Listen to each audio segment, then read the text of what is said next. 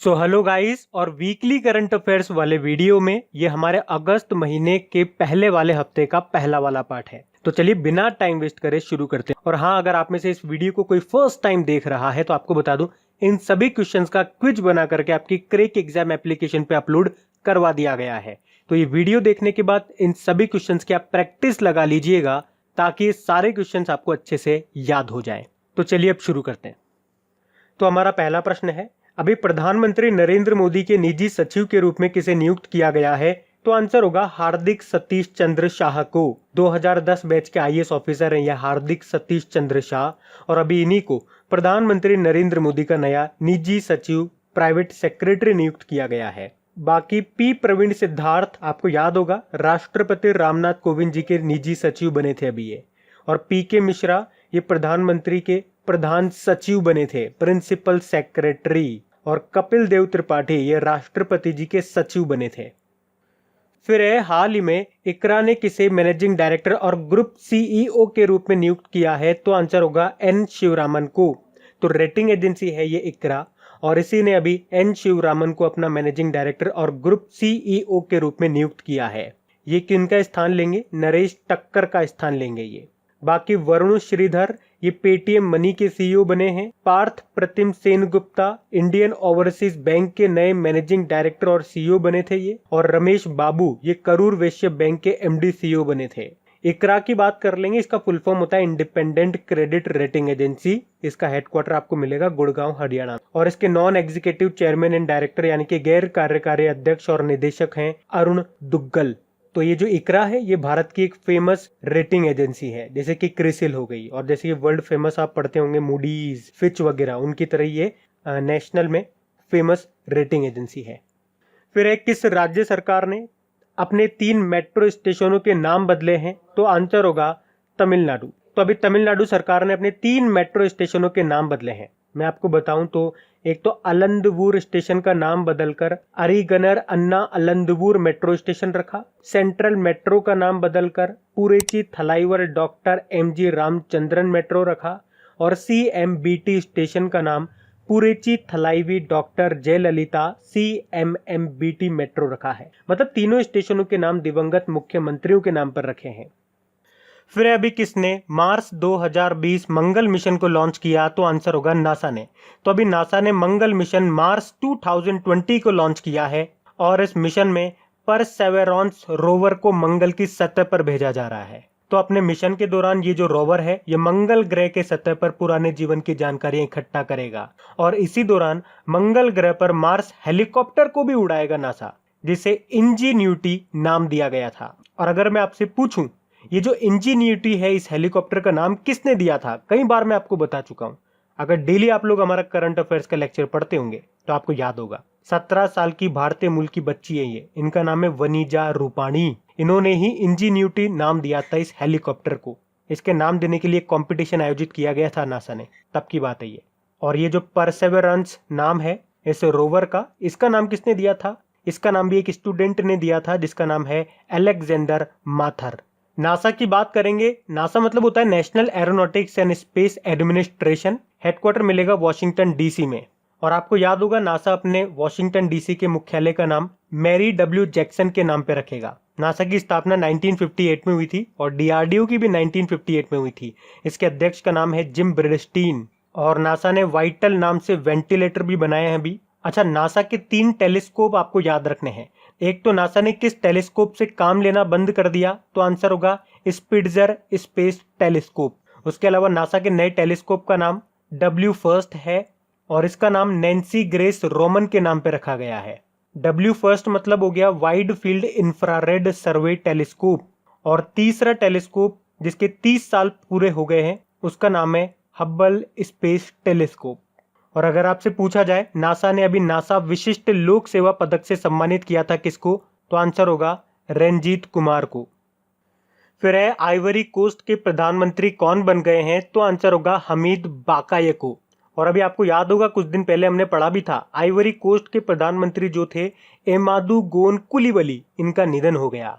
तो अब हमीद बाकायको को यहाँ का नया प्रधानमंत्री नियुक्त किया गया है। बाकी हिचेम मचीची अभी ट्यूनीशिया के नए प्रधानमंत्री बने। गुडनी जोहानसन आइसलैंड के दोबारा से प्रेसिडेंट बने। माइकल मार्टिन आयरलैंड के नए प्रधानमंत्री बने थे। अच्छा, आइवरी कोस्ट की बात करेंगे। ये एक वेस्ट अफ्रीकन कंट्री है, इसकी कैपिटल है येमोउसोक्रो। फिर है हाल ही में केवीआईसी से अपने कर्मियों के लिए उत्पादों की खरीद करने वाला पहला सशस्त्र पुलिस बल कौन सा है? तो आंसर होगा आईटीबीपी। तो अभी इंडो तिब्बतन बॉर्डर पुलिस ने खाद्य और ग्रामोद्योग आयोग के साथ अपने कर्मियों के लिए प्रोडक्ट्स की खरीद के लिए समझौता किया है। मतलब लगभग 10 लाख कर्मियों के लिए खादी के सामान खरीदने के लिए केवीआईसी के साथ इस तरह का समझौता करने वाला आईटीबीपी पहला केंद्रीय सशस्त्र पुलिस फोर्स बन गया है। अच्छा, इससे पहले आपको याद होगा हमने पढ़ा था, गृह मंत्रालय ने कहा था कि सेंट्रल आर्म्ड पुलिस फोर्स यानी कि सीएपीएफ कैंटीन केवल लोकल प्रोडक्ट्स को ही बेचेगा। जब बात आत्मनिर्भर की चल रही थी तब हमने प्रश्न पढ़ा था। बाकी आईटीबीपी की बात कर लेंगे। इसका हेडक्वार्टर नई दिल्ली में है। 1962 में स्थापना हुई थी और इसके डायरेक्टर जनरल हैं एसएस देशवाल, और इन्हीं के पास एडिशनल चार्जेस भी है बीएसएफ का। और इसका मोटो क्या होता है आईटीबीपी का? शौर्य, दृढ़ता, कर्मनिष्ठा। बाकी सीआरपीएफ के डायरेक्टर जनरल हैं एपी माहेश्वरी, और नेशनल सिक्योरिटी गार्ड के हैं अनूप कुमार सिंह। फिर है हाल ही में किसे ओरिएंटल इंश्योरेंस कंपनी लिमिटेड के सीएमडी के रूप में नियुक्त किया गया है? तो आंसर होगा एसएन राजेश्वरी। तो अभी एसएन राजेश्वरी को ओरिएंटल इंश्योरेंस कंपनी लिमिटेड के सीएमडी के रूप में नियुक्त किया गया है। वैसे तो ये वर्तमान में new India insurance company limited के जनरल मैनेजर हैं। और ये जो ओरिएंटल इंश्योरेंस कंपनी लिमिटेड है ये एक public sector general insurance company है जिसका हेडक्वार्टर मिलेगा आपको नई दिल्ली में। बाकी अशोक लवासा आपको याद होगा, अभी एशियन डेवलपमेंट बैंक के उपाध्यक्ष बने थे, वाइस प्रेसिडेंट बने थे। पी प्रवीण सिद्धार्थ आप जानते ही हो, राष्ट्रपति रामनाथ कोविंद जी के निजी सचिव बने। और देवेंद्र कुमार सिंह ये सिडबी के नए डायरेक्टर बने थे। अच्छा, अगर मैं आपसे एक प्रश्न पूछूं, अभी प्रधानमंत्री मोदी जी के नए निजी सचिव कौन बने थे? तो क्या आंसर करोगे? हार्दिक सतीश चंद्र शाह। फिर ट्रिपल तलाक के खिलाफ कानून की पहली वर्षगांठ मनाने के लिए मुस्लिम महिला अधिकार दिवस कब मनाया गया? तो आंसर होगा 1 अगस्त को। आपको याद होगा पिछले साल 31 जुलाई 2019 को ट्रिपल तलाक को समाप्त करने और एक अपराध बनाने के लिए संसद के द्वारा अध्यादेश और विधेयक पारित किया गया था, जिसे अगले दिन यानी 1 अगस्त 2019 को राष्ट्रपति जी की सहमति प्राप्त हो गई थी। तो मुस्लिम महिला अधिकार संरक्षण विधेयक के ऐतिहासिक वर्ष के पहली वर्षगांठ पर मुस्लिम महिला दिवस के रूप में मनाया जाता है। सिंपल सा आपको यही याद रखना है। मुस्लिम महिला अधिकार दिवस कब मनाया गया? तो आंसर होगा 1 अगस्त को। फिर एक किस मंत्रालय को स्कॉच गोल्ड अवार्ड मिला है? तो आंसर होगा जनजातीय कार्य मंत्रालय को। तो अभी स्कॉच गोल्ड अवार्ड आदिवासी मामलों के मंत्रालय को सक्षम आईटी योजनाओं के माध्यम से आदिवासियों के सशक्तिकरण परियोजनाओं के लिए दिया गया है। अच्छा, हमारे केंद्रीय जनजातीय मामलों के मंत्री कौन है? अर्जुन मुंडा है, और ये तीरंदाजी संघ यानी कि आर्चरी एसोसिएशन ऑफ इंडिया के भी अध्यक्ष हैं। बाकी मानव संसाधन विकास मंत्रालय की बात करेंगे, जिसे अब शिक्षा मंत्रालय में बदल दिया गया है। इसके मंत्री कौन है? रमेश पोखरियाल निशंक है, जिनका निर्वाचन क्षेत्र है हरिद्वार। और कृषि मंत्री हमारे नरेंद्र सिंह तोमर हैं, और स्वास्थ्य मंत्री हैं डॉक्टर हर्षवर्धन। फिर है किस राज्य ने एक मास्क अनेक जिंदगी नाम के एक जन जागरूकता अभियान को शुरू किया है? तो आंसर होगा मध्य प्रदेश ने। तो अभी मध्य प्रदेश के कई जिलों में 1 अगस्त से 15 अगस्त तक एक मास्क अनेक जिंदगी नाम का जन जागरूकता अभियान शुरू किया गया है। तो इस अभियान के दौरान लोगों को कोविड-19 संक्रमण से बचाव के उपायों के बारे में बताया जाएगा।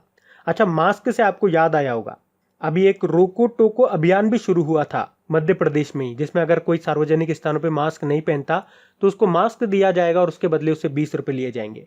और यहीं पे एक जन शक्ति योजना भी शुरू हुई थी, वो भी मास्क से रिलेटेड थी। राज्य की महिलाओं को बोला गया था कि आप अपने घर पे मास्क बनाइए, सरकार 11 रुपए प्रति मास्क के हिसाब से उनको खरीदेगी। तो वो भी आपको याद रखना है।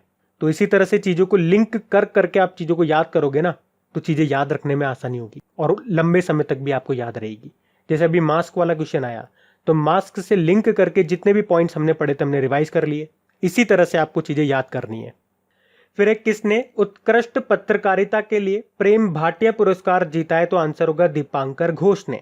तो इंडियन एक्सप्रेस के रिपोर्टर हैं ये दीपांकर घोष, और people's archive of rural India जो कि ग्रामीण भारत पर रिपोर्टिंग के लिए समर्पित एक नॉन प्रॉफिटेबल पत्रकारिता वेबसाइट है, इनको कोविड-19 महामारी और देश भर में इसके प्रभाव को कवरेज करने के लिए ये पुरस्कार दिया गया है। तो एक तो आपको दीपांकर घोष का नाम याद रखना है। बाकी अर्चना सोरेन का नाम जानते हो आप, क्लाइमेट चेंज पर यूनाइटेड नेशन के युवा एडवाइजरी ग्रुप के लिए इनको चुना गया था। कला नारायण सामी की बात करेंगे, भारतीय मूल की नर्स हैं और इनको कोविड-19 सेवाओं के लिए सिंगापुर के राष्ट्रपति पुरस्कार से सम्मानित किया गया था। बाकी रतन लाल की बात करेंगे, विश्व खाद्य पुरस्कार 2020 जीता था इन्होंने।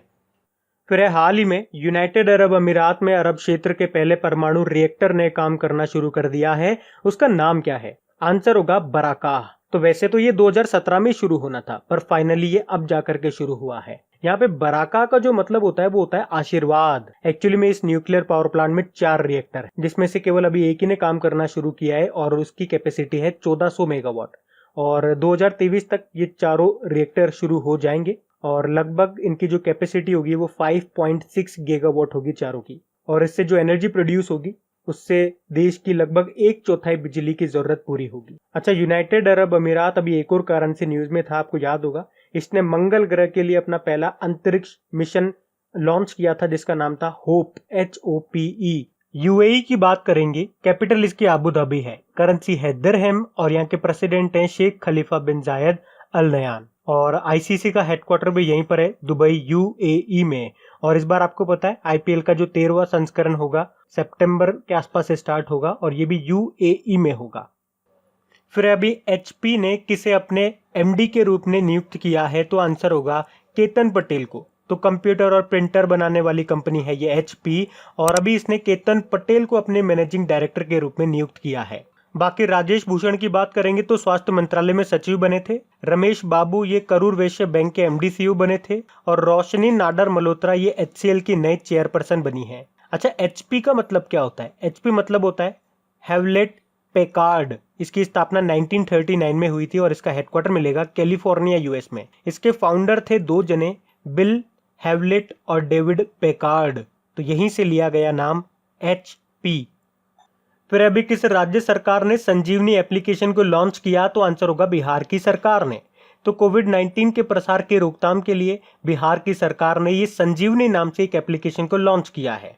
तो ये एप्लीकेशन लोगों को बताएगा कि कोरोना संक्रमण से बचाव के लिए क्या क्या करना है, जांच कहाँ करानी है, इलाज कैसे कराना है और साथ ही में जिन अस्पतालों में कोरोना मरीजों का इलाज किया जा रहा है वह कौन कौन से अस्पताल है। और संजीवनी से आपको कुछ लिंक कर पा रहे हो क्या? आपको याद होगा अभी कुछ समय पहले जो हमारे स्वास्थ्य मंत्री हैं डॉक्टर हर्षवर्धन जी, उन्होंने एक आयुष संजीवनी नाम से एप्लीकेशन को लॉन्च किया था और हिमाचल प्रदेश की सरकार ने ई संजीवनी OPD पोर्टल को लॉन्च किया था ऑनलाइन फ्री मेडिकल पूछताछ के लिए। अब बात बिहार की है तो कैपिटल पटना है, मुख्यमंत्री नीतीश कुमार और गवर्नर है फागू चौहान और बिहार हाईकोर्ट के चीफ जस्टिस का नाम है संजय करोल। याद रखना, अभी बिहार सरकार ने इंद्र वज्र नाम से एक एप्लीकेशन को लॉन्च किया था बिजली गिरने की चेतावनी देने के लिए और प्रधानमंत्री नरेंद्र मोदी ने बिहार के खगड़िया जिले के तेलिहार गांव से गरीब कल्याण रोजगार अभियान को शुरू किया था और बिहार के भागलपुर में खुलेगा राज्य का पहला कछुआ पुनर्वास केंद्र और भारत का पहला और एकमात्र डॉल्फिन वाइल्ड लाइफ सेंचुरी आपको बिहार में ही मिलेगा, Vikramshila Gangetic dolphin wildlife sanctuary. यहाँ पे आपको नेशनल पार्क मिलेगा जिसका नाम है वाल्मीकि नेशनल पार्क। बाकी 2 वाइल्ड लाइफ सेंचुरी आप और याद रखो, राजगिर वाइल्ड लाइफ सेंचुरी और कैमूर वाइल्ड लाइफ सेंचुरी, ये इंपॉर्टेंट है।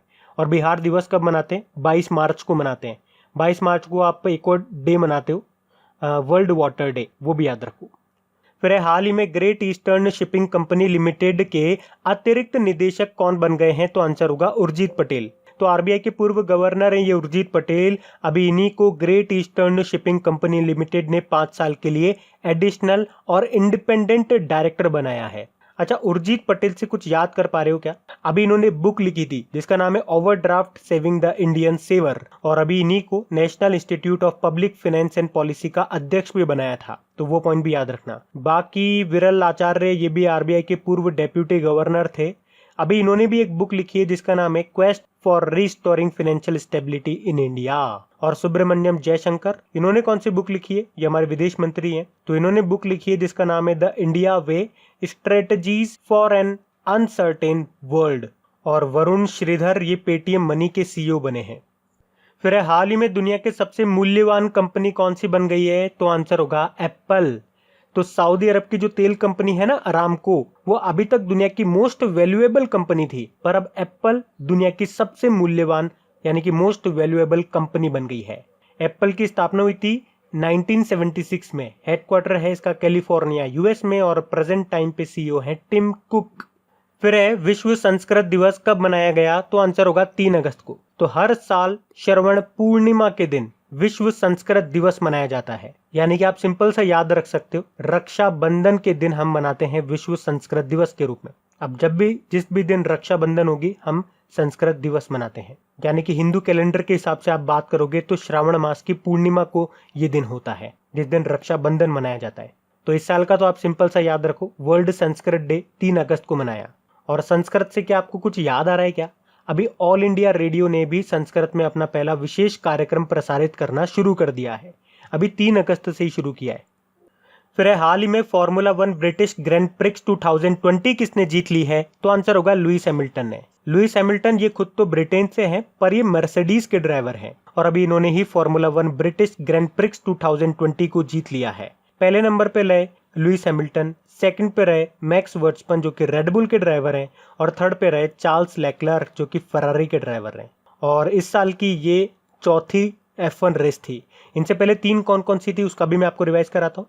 पहली हुई थी ऑस्ट्रिया ग्रैंड प्रिक्स जिसमें जीता था वोल्टेरी बोटास ने, और सेकंड थी स्टायरिन ग्रैंड प्रिक्स जिसको जीता था लुइस हैमिल्टन ने, और तीसरी है हंगरी ग्रैंड प्रिक्स जिसको भी जीता लुइस हैमिल्टन ने। यानी कि इन 4 में से 3 तो जीत ली है लुइस हैमिल्टन ने। फिर अभी किस बैंक ने कोना कोना उम्मीद कैंपेन को शुरू किया था? तो आंसर होगा कोटक महिंद्रा बैंक ने। तो अभी कोटक महिंद्रा बैंक ने कोरोना वायरस महामारी के दौरान अपने ग्राहकों में आशा और विश्वास कायम रखने के लिए नए ऑफर और भारी छूट वाले 2 महीने लंबे अभियान जिसका नाम है कोना कोना उम्मीद को शुरू किया है। बाकी इंडियन ओवरसीज बैंक की बात करेंगे, अभी ये न्यूज में था क्योंकि इसके नए MD CEO बन गए हैं जिनका नाम है पार्थ प्रतिम सेन गुप्ता। करूर वैश्य बैंक अभी इसके MD CEO बने थे रमेश बाबू। और फिनो पेमेंट बैंक अभी क्यों न्यूज में था? इसने भविष्य सेविंग अकाउंट को शुरू किया था टीनेजर्स के लिए, और अभी टीनेजर्स के लिए यानी कि नाबालिगों के लिए ही फेम पे ने नंबरलेस कार्ड भी लॉन्च किया था, वो भी आपको याद होगा। बाकी कोटक महिंद्रा बैंक की बात करेंगे, स्थापना 2003 में हुई। मुंबई में मिलेगा हेडक्वार्टर, इसके MD CEO हैं उदय कोटक, और ये उदय कोटक अभी कॉन्फेडरेशन ऑफ इंडियन इंडस्ट्री के भी अध्यक्ष बने थे। इसकी टैगलाइन होती है लेट्स मेक मनी सिंपल। फिर है पूरी तरह से अक्षय ऊर्जा यानी कि रिन्यूएबल एनर्जी पर चलने वाला दुनिया का पहला बड़ा रासायनिक उत्पादन संयंत्र ये कहाँ पे बनाया गया है? तो आंसर होगा स्पेन में। तो अभी स्पेन में पूरी तरह से अक्षय ऊर्जा पर यानी कि 100% रिन्यूएबल एनर्जी पर चलने वाला दुनिया का पहला बड़ा रासायनिक उत्पादक संयंत्र यानी कि केमिकल प्रोडक्शन प्लांट ये स्थापित किया गया है। कहाँ पे? स्पेन में। और इसे साबी SABI यानी कि सऊदी बेसिक इंडस्ट्रीज कॉरपोरेशन नाम की कंपनी के द्वारा स्थापित किया गया है। बाकी स्पेन की बात करेंगे, कैपिटल मैड्रिड है और मैड्रिड में आपको पता है वर्ल्ड टूरिज्म ऑर्गेनाइजेशन का हेडक्वार्टर है। यूरो करेंसी है और प्रधानमंत्री है पेड्रो संचेज। फिर अभी किसे इंग्लैंड के फुटबॉलर ऑफ द ईयर पुरस्कार के लिए चुना गया है? तो आंसर होगा जॉर्डन हेंडरसन को। तो लिवरपूल को 30 साल बाद इंग्लिश प्रीमियर लीग का चैंपियन बनाने वाले कप्तान है ये जॉर्डन हेंडरसन, और इन्हीं को इंग्लैंड का साल का सर्वश्रेष्ठ खिलाड़ी चुना गया है। बाकी स्टुअर्ट ब्रॉड की बात करेंगे, अभी 500 टेस्ट विकेट लेने वाले 7वें गेंदबाज बने थे ये भी इंग्लैंड के क्रिकेटर हैं। और जेमी वर्डी ये लिसेस्टर सिटी के स्ट्राइकर हैं और अभी इन्होंने Premier League Golden Boot award जीता था। लियोनल मेसी अभी रिकॉर्ड 7वीं बार पिचिची अवार्ड जीता था इन्होंने, इसलिए इनका नाम भी न्यूज में था। फिर विश्व स्तनपान सप्ताह 2020 की थीम क्या है? तो आंसर होगा support breast feeding for a healthier planet. तो हर साल अगस्त के पहले सप्ताह यानी कि 1 से 7 अगस्त को माताओं और शिशुओं के लिए स्तनपान के महत्व के बारे में जागरूकता बढ़ाने के लिए ये वर्ल्ड ब्रेस्ट फीडिंग वीक के रूप में मनाया जाता है। थीम याद रखना, support breast feeding for a healthier planet. फिर किस मंत्रालय ने अगरबत्ती निर्माण में शामिल कारीगरों के लिए ग्रामोदय विकास योजना के तहत एक कार्यक्रम शुरू किया है? तो आंसर होगा MSME मंत्रालय ने, माइक्रो स्मॉल मीडियम एंटरप्राइजेज, और इसके मंत्री हैं नितिन गडकरी।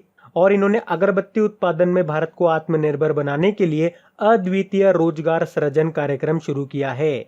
तो खादी अगरबत्ती आत्मनिर्भर मिशन नाम के कार्यक्रम का उद्देश्य है देश के विभिन्न हिस्सों में प्रवासी श्रमिकों के लिए रोजगार पैदा करना। अच्छा बताओ, एमएसएमई से अभी एमएसएमई मंत्रालय में सचिव कौन बने थे? अरविंद कुमार शर्मा बने थे। और अगर मैं आपसे पूछ लूं कि एमएसएमई डे कब मनाते हैं तो फिर आंसर क्या होगा? 27 जून को मनाते हैं। फिर राष्ट्रीय खेल पुरस्कार 2020 के लिए पुरस्कार चयन के लिए युवा मामले और खेल मंत्रालय के द्वारा गठित चयन समिति के अध्यक्ष कौन है? तो आंसर होगा मुकुंदकम शर्मा। तो अभी खेल मंत्रालय ने राष्ट्रीय खेल पुरस्कार 2020 के लिए चयन समिति की घोषणा की है, जिसमें सुप्रीम कोर्ट के पूर्व न्यायाधीश मुकुंदकम शर्मा को इस चयन समिति का अध्यक्ष बनाया गया है। और इस समिति में सदस्य के रूप में वीरेंद्र सहवाग, हॉकी टीम के पूर्व कप्तान सरदार सिंह, दीपा मलिक और कई लोग शामिल हैं। तो इस समिति का काम क्या होगा? तो जो राष्ट्रीय खेल पुरस्कार हो गए जैसे कि राजीव गांधी खेल रत्न पुरस्कार, द्रोणाचार्य पुरस्कार, अर्जुन पुरस्कार, ध्यानचंद पुरस्कार, ये किसको देना है उसका चयन करेगी ये समिति, और उसी के अध्यक्ष बने हैं मुकुंदकम शर्मा। फिर एक किस राज्य ने ई रक्षाबंधन कार्यक्रम को शुरू किया है? तो आंसर होगा आंध्र प्रदेश ने। तो अभी आंध्र प्रदेश की जो मुख्यमंत्री हैं जगन मोहन रेड्डी, उन्होंने राज्य में बच्चों और महिलाओं की सुरक्षा के लिए ई रक्षाबंधन कार्यक्रम को शुरू किया है। अब इसमें क्या होगा? इसमें बच्चों और महिलाओं को साइबर अपराधियों के जाल में फंसने से बचाने के लिए लघु फिल्में मतलब शॉर्ट फिल्म्स, एनिमेशंस वगैरह के माध्यम से उनको जागरूक बनाया जाएगा। अच्छा, मैंने आपको ये पॉइंट तो बता दिया है ना कि अभी आंध्र प्रदेश के गवर्नर जो हैं विश्वभूषण हरिचंद्रन, उन्होंने आंध्र प्रदेश की जो 3 राजधानी वाली परियोजना थी उसको मंजूरी दे दी है। आपको याद होगा जो यहाँ के मुख्यमंत्री जगन मोहन रेड्डी, उन्होंने आंध्र प्रदेश की 3 राजधानियां बनाने के लिए एक योजना पेश की थी, तो उसी को अब मंजूरी मिल चुकी है। कौन कौन सी है मैं आपको याद दिला देता हूँ। अमरावती इसकी लेजिस्लेटिव कैपिटल होगी, विशाखापत्तनम इसकी एग्जीक्यूटिव यानी कि एडमिनिस्ट्रेटिव कैपिटल होगी, और कुर्नूल इसकी जुडिशियल कैपिटल होगी। अच्छा, अब ध्यान से सुनना, ये तो आपको तीनों चीजें कोई भी बताएगा। अब यहां से प्रश्न और किस तरह से आ सकता है, यानी कि अगर एग्जामिनर थोड़ा और डीप में आपसे प्रश्न पूछना चाहे तो वो आपसे कैसे प्रश्न पूछेगा? ये तो आप कोई भी चैनल उठा करके देख लो, ये तीनों आपको चीजें हर कोई बताएगा कि अमरावती लेजिस्लेटिव कैपिटल है, विशाखापत्तनम एग्जीक्यूटिव यानी कि एडमिनिस्ट्रेटिव कैपिटल है, और कुर्नूल इसकी जुडिशियल कैपिटल है। लेकिन अगर यहां से थोड़ा और डीप में प्रश्न बन गया तो आप उलझ जाओगे। मैं आपको बताता हूं कैसे। आपसे एग्जाम में पूछा जाता है कि मुख्यमंत्री और गवर्नर का ये कहां पे होगा। इसका मतलब एग्जामिनर आपसे पूछना चाह रहा है कि इसकी एग्जीक्यूटिव कैपिटल कौन सी होगी, तो फिर आप आंसर कर दोगे विशाखापत्तनम। इसका हाईकोर्ट कहां पे होगा? हाईकोर्ट मतलब उसकी न्यायिक राजधानी, जुडिशियल कैपिटल आपसे पूछ रहा है, तो कुर्नूल आंसर होगा। और इसकी विधानसभा कहां पे होगी? इसका मतलब वो क्या पूछना चाह रहा है? उसकी लेजिस्लेटिव असेंबली यानी कि लेजिस्लेटिव कैपिटल वो पूछना चाह रहा है, तो फिर आप आंसर करोगे अमरावती। तो अगर इस तरह से वो प्रश्न बना करके पूछता है तो भी आप आंसर कर पाओ, ऐसा आपको पढ़ना होगा। फिर एक किस राज्य सरकार ने इंदिरा रसोई योजना शुरू की है? तो आंसर होगा राजस्थान की सरकार ने। और इस योजना के बारे में तो ऑलरेडी मैं आपको पहले भी बता चुका हूं। एक्चुअली ये अभी 20 अगस्त को शुरू होगी राजस्थान में। क्या है इस योजना में? तो जो गरीब परिवार हो गए, जो जरूरतमंद लोग हो गए, उनको मात्र 8 रुपए में शुद्ध पौष्टिक भोजन मिलेगा इस योजना के अंतर्गत। राजस्थान से याद रखो इसकी कैपिटल जयपुर है, और जयपुर के परकोटे को वर्ल्ड हेरिटेज साइट का दर्जा मिल गया है। और जयपुर में ही बनेगा विश्व का तीसरा सबसे बड़ा स्टेडियम, जिसकी सीटिंग कैपेसिटी होगी 75,000। और राजस्थान दिवस कब मनाते हैं? 30 मार्च को मनाते हैं। मुख्यमंत्री अशोक गहलोत हैं, गवर्नर हैं कलराज मिश्र, और यहाँ के चीफ जस्टिस का नाम है इंद्रजीत मोहंती। और अभी राजस्थान में ऑपरेशन डेजर्ट चेज शुरू किया था, और राजस्थान ने ही आयु एवं सेहत साथी एप्लीकेशन को भी लॉन्च किया था। स्वास्थ्य मित्र नियुक्त किए थे, और स्वास्थ्य मित्र से आप लिंक करके याद रख सकते हो किसान मित्र, ये हरियाणा ने नियुक्त किए थे। राज कॉप सिटीजन एप्लीकेशन को लॉन्च किया था ई पास जारी करने के लिए। Smile e learning platform launch किया था अभी इसने। और जैव ईंधन नीति को लागू करने वाला पहला राज्य भी आपका राजस्थान ही है। राजस्थान का राजकीय पशु है चिंकारा और ऊंट। यहाँ का राजकीय पक्षी है गोडावण, जिसे ग्रेट इंडियन बस्टर्ड बोलते हैं। राजकीय पुष्प है रोहिड़ा, राजकीय वृक्ष है खेजड़ी का। यहाँ पे आपको 3 टाइगर रिजर्व भी मिलेंगे, सरिस्का, रणथंबोर और मुकुंदरा हिल्स। तो गाइज ये लीजिए, अगस्त महीने के पहले वाले हफ्ते का ये हमारा पहला वाला पार्ट खत्म हो गया है। तो आप इसको जल्दी जल्दी से शेयर कर दीजिए, जल्दी जल्दी से लाइक कर दीजिए, ताकि मैं जल्दी से आप लोगों के लिए इसका अगला वाला पार्ट तैयार कर सकूं और फिर से हम लोग बराबर पे आ जाए। अभी थोड़ा पीछे चल रहे हैं ना, तो थोड़ा सा अपनी तरफ से भी जोश दिखाइए आप लोग, क्योंकि आप लोगों का अंदर का जोश देखकर ही मेरे अंदर जोश आएगा। तो फटाफट से शेयर कीजिए